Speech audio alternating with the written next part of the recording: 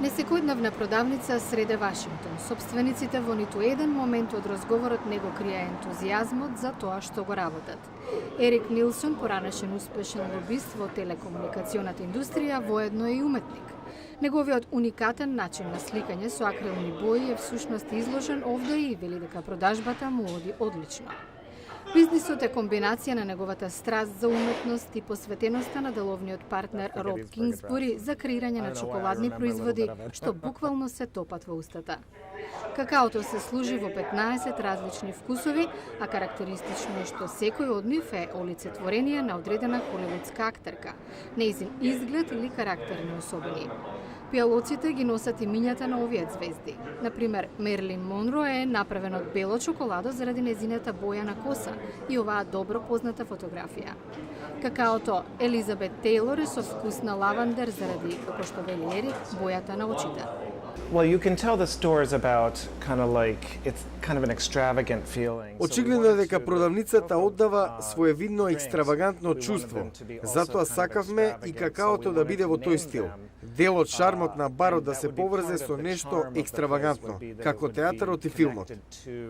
Концептот на какао бар е популарен во метрополите како Њујорк, Париз и Мадрид. А кога била отворена, Artfully Chocolate Kingsbury Confections била прва ваква локација во Вашингтон. Идејата е во софистицираноста, велат Ерик и Роб, посетителите да ги дегустираат напитоците истовремено задлабочени во своите мисли. Роб и Ерик нудат и совети за тоа кој вид на вино најдобро се совпаѓа со разни видови на чоколада. Специјалност на Роб е чоколадото во сите форми, кое го увезува од Белгија, Швајцарија и Франција, а дел од Еквадор и Венецуела. Truffles alone we make. Правиме околу 25 различни вкусови на чоколадни бомбони месечно. Најпопуларните се секогаш исти, а другите ги менуваме постојано. Летно време доминира комбинација со овошје, наесен атрактивен е циметот, например.